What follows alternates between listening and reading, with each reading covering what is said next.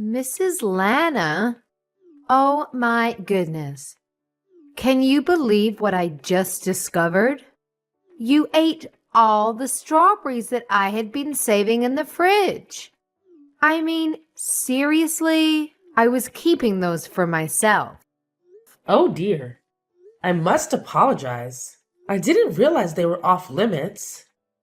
I ended up making some strawberry jam with them. I can't even begin to wrap my head around this, Mrs. Lana. Those strawberries were not your average ones. They were expensive and the best you can buy. You can only find them in selected shops, and they were imported all the way from Japan. I had something special planned for them, and now they're gone. Well, you see, Violet, those strawberries were starting to show signs of spoilage.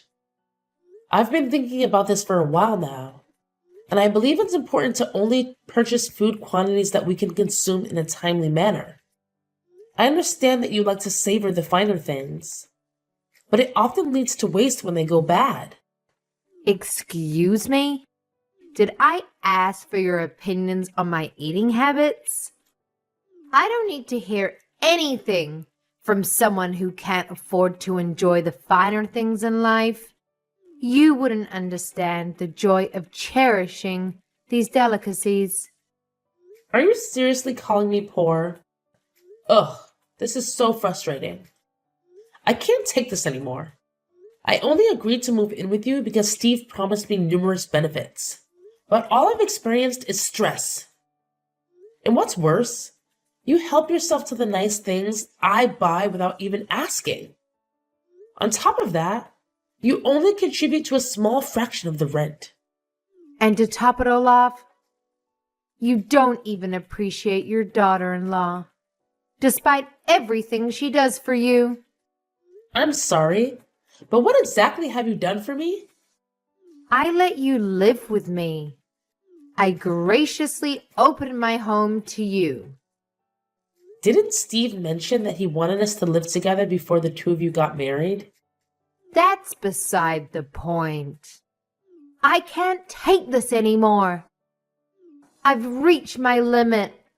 I've decided that I'm done playing the role of the sweet, submissive housewife.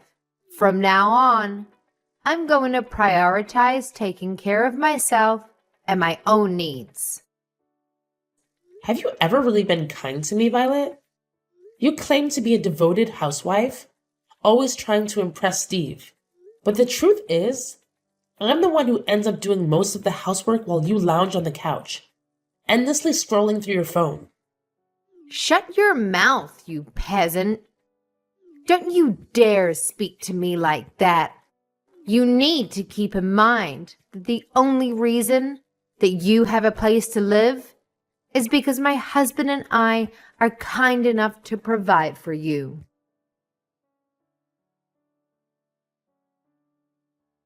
Steve, I need you to tell me what you told Violet to convince her to live with me. Huh? What do you mean, Mom? She just threw all of her anger at me and that this isn't what she signed up for. And that you told her that there would be benefits on her side by living with me. She even went as far to call me a peasant. And that I should be ashamed for not being able to spoil her. Violet told me that you were the one who came up with the idea to live with me. And that you convinced her to do so. So I need to know what you told her. Just come clean with it. I need to know this to straighten out this whole situation. Besides, I've been having a feeling that you're lying to me for a while now. What? I mean, you had a bunch of money inherited to you when Dad died, didn't you? He worked at a decent company, so I imagine the insurance was great.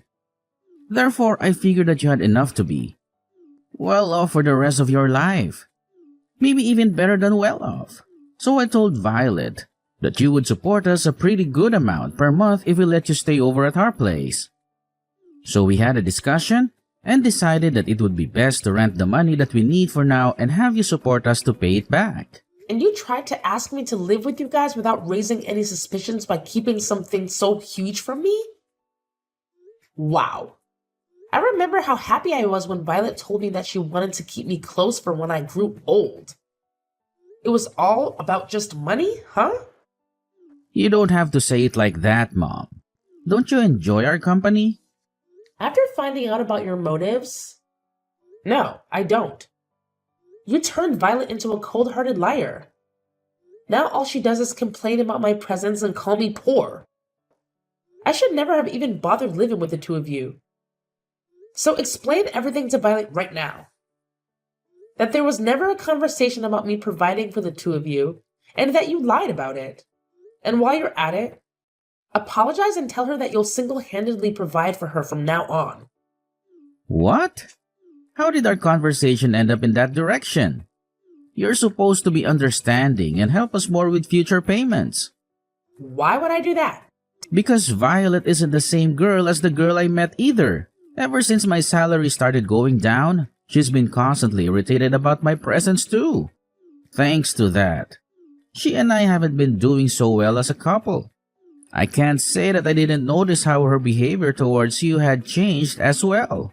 Even in this situation, I believe that you would help me because you're my mother, and that's what mothers should do for their sons. But you didn't even bother offering help. And now you're trying to abandon me in this situation and leave everything in my hands? Don't you see how harsh you're being? You're my mother, so do something. Are you kidding me? How old are you? Someone your age needs to pick up their crap and finally become independent. I'm the one who should be asking you if you're kidding me right now. What kind of mother behaves like that to her son? If you're going to be so cold, then fine. I see how it is. I could kick you out of the house as soon as I want. You are going to kick me out, even though you're the one who suggested that I live with you in the first place? If that happens, you're going to be in big trouble, aren't you? You sold our house and all of the land that you owned before moving in with us. You have nowhere to go back to, right? You don't want to become homeless at that age, do you? All you have to do to avoid that outcome is to stay in that house and keep paying your rent to us. I can't believe this. You're threatening me. I've raised my son into a monster. Come on, I'm just negotiating, Mom. Besides, you still have the money that you earned by selling our old house, don't you? I'm sure it wouldn't hurt to pay a little bit of rent every month. I look forward to our business together. We couldn't have had such a nice house without you. So thank you for your support. When are you going to pay rent for this month? Steve told me that you would be paying $3,000 for rent every month. Why have you still not paid us? What? $3,000? What kind of joke is that? Are you telling me that Steve lied to me again? Why does he always lie? To get out of trouble? He knows that he's going to get caught. Never mind. Then I'll just tell you myself. Steve and I will be asking for $3,000 each month for rent from now on. Are we clear? You can manage to do that, right? No, I can't. I already pay an amount that will pay well over my expenses in a month. And now you're asking for $3,000 a month? I'm only paying the same amount that I used to. $1,000 for each month is enough. I guess this means our negotiation has failed. I'll pack up your things and leave them outside. Best to gather your things and leave. Please. What? This is your last chance to change your mind. If you oblige to pay $3,000 every month, then we'll let this incident slide. I won't throw you or your things out. So what's it gonna be? Are you going to pay the $3,000 each month as rent? Or are you going to be homeless and spend your nights on a bench in a park? Feel free to make the choices that fit your preference. Haha. I can't believe you. You can't just kick someone out like that. As you've already figured out by now, I'm barely getting by at this point.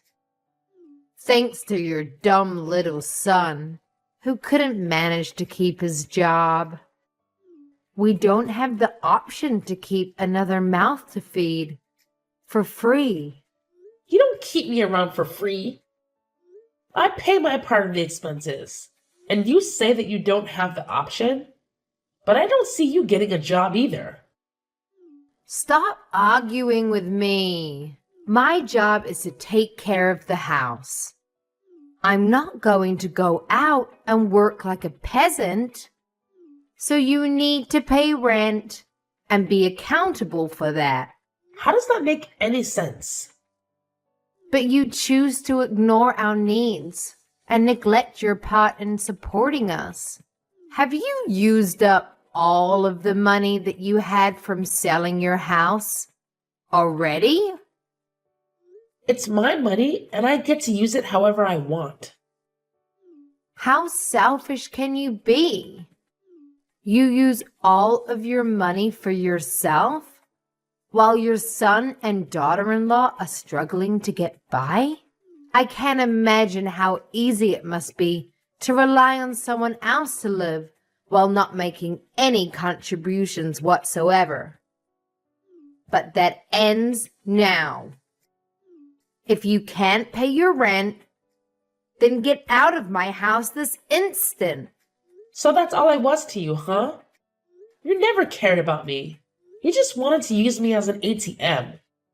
Well, then, I'm glad to leave. Shut up, you poor old hag. I mean, what else did you expect from us? The only good that you do is pay us. So I think it's fair that we only see you as an ATM. You're not worth the space in our house. You need to leave and never show up ever again. There's literally no point in letting you live with us, you parasite. I guess I'll move into the luxury nursery home with a built-in country club in the town next door. Seriously? I guess he got his habit of lying from you. I'm being serious. And where on earth do you think you're going to get the money for that? I have every single cent that I need to afford it. I currently have $2 million worth of assets. So you can probably do the math that I have enough to spend a lifetime in a nice place like that. 2 million? How? I think I'll get going now. I promised my friend that we would go somewhere to have tea together. So I'll go do that. As a matter of fact, I'll stay at a friend's house tonight. So please leave my things at your front door. I'll be moving into my dream environment after that. So you won't have to see me ever again. I can't tell if you're joking. You're kidding about the $2 million, right? Even if your husband passed away and left an inheritance, $2 million is unrealistic. Oh, it's not my husband's. I made it myself when I was younger. What? Yes, I bought some real estate with the money that my husband left behind. So I have $5 million if you include that.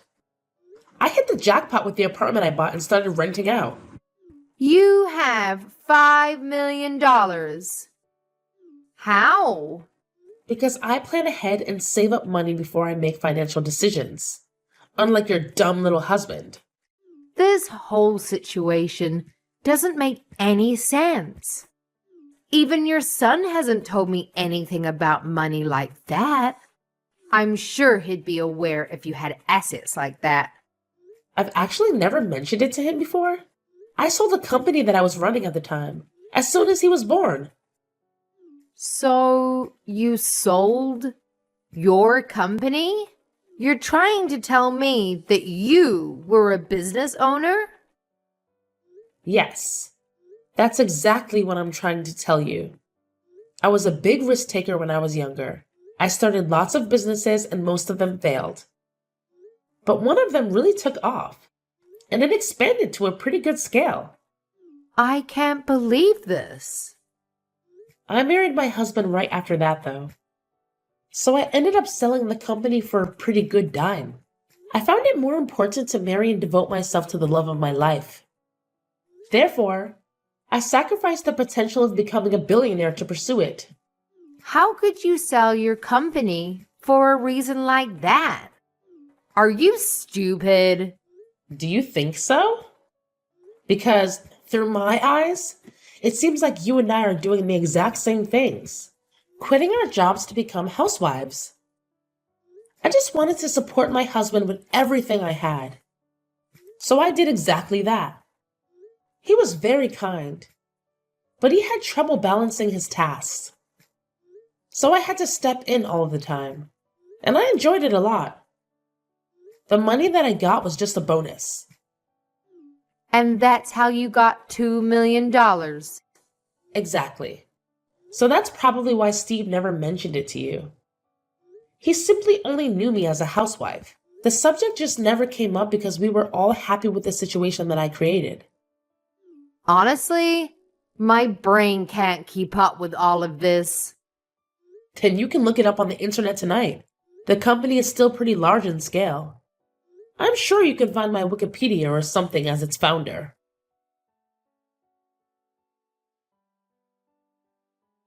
Mom? What do you mean? You used to own a business? Why did you never tell me about this? And your savings? That should have been the first thing to bring up when you started living with us. Let me ask you this. Why would I have to tell you what my savings are? In fact, why should I even financially support you? Are you serious? Yes, I'm serious. This is my money, so I get to use it however I want. Is there some type of law that obligates me to help you out because I'm your mother? But I'm your son. Isn't helping me out when I'm struggling the normal thing to do? You don't get it, do you? I'm not going to help you. Especially because you're my son. I care for you, so I need you to learn how to keep going on your own. Come on, Mom. Don't be like that. Look, I'm sorry about all of the things that Violet said to you. I really am. And I'll make sure that she understands her faults too. So can you please come back and live with us? Violet is saying she'll do all the housework from now on. And I'm sure things are going to work out this time. All you need to do is support us the way you always did. And all are going to be well. Sorry, but I just finished signing up for the nursing home that I was talking about earlier. So no, I won't be moving back with the two of you anymore. What? Have you already finished signing up? I mean, I can't just stay at a friend's house forever, can I?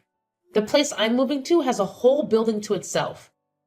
So I'll be spending the rest of my life shopping and sipping margaritas next to a pool. My friend even said that she's moving in with me. So we'll be having the time of our life. They own a whole building? And a country club is inside? How much is that going to cost you? You could have so much money living with us instead. I'd rather use everything I have on myself than let you two parasites steal from me. I hope you and Violet live happily alongside each other. Don't mind me anymore. This poor old hag will be living in a beautiful nursing home with everything she needs to be the happiest she could be. Mrs. Lana, what have you done? What are you talking about? You know what I'm talking about. I really don't. The neighbors. They keep staring at us like we're criminals. And when we approach them, they wouldn't even look us in the eye. It's very difficult to live comfortably when you're surrounded by people who treat you like that. And why do you suppose that I was the one who did something? Because we haven't done anything to any of them. And this all started since you left our house. Well, I'm so very sorry for the two of you. It might be because I stopped donating to the city. What do you mean? I'd actually been donating to the city for a long while now. You know, giving back to the community feels great. So I'd make large donations towards schools in this area. I also donated all of the money that was used for the furniture of the city hall. That was built up a while ago. I'd make donations like the above every year. You do all of that for people you've never even met? But you still can't pay for our house? How is that fair? Because a couple of adults should be able to account for their own expenses on their own. I lived in that city and the responsibility was partially mine. So even though I'm not strong enough to participate in volunteer activities, I contribute by using my wealth for the good. But now that I've left that town, I've stopped making those donations. It's not my responsibility anymore. What are we supposed to do now? Everyone knows that the two of us were the reason you had to leave. So everyone in the city thinks we are a nuisance? I mean, there aren't many people who are capable of making donations that scale every year, so I guess there won't be anyone to replace me. But it's none of my business anymore. And I have to go easy on spending to keep living in this environment. So all I can say is good luck. What do you mean, good luck? How are we going to keep living here if every single person hates us? Please, come back to town. There's no way on earth that I will ever go back. I mean, who in their right mind would leave a living dream to go back to live with a crappy married couple? If the donations are the problem, then why don't you two just make the donations instead of me? It feels amazing to be able to give back to your community and be appreciated by the people at the same time. I think I've always had a thing for taking care of others. Then take care of us too. Please. Why are you so cold to the two of us? Because it's my policy. I only like to take care of people who I like. Do you not like us? No. I like everyone in that city because they supported me a lot. When my husband first passed away, I had to start raising Steve alone. That's when I decided that I wanted to start making the donations. I'm proud to say that I can probably make any type of sacrifice for the people who I love. But I can't do that if I hate you, right? I don't want to pay a single cent for the two of you. You hate us that much? Your own son and his wife? Yes. Even a grandchild wouldn't convince me to bring the two of you into my life ever again. I can't believe you just said that. Boo-hoo! I know it'll be tough, but I hope the two of you get up on your feet and try to make it work there. Now, I'll have my afternoon tea on the terrace with my friends. Goodbye.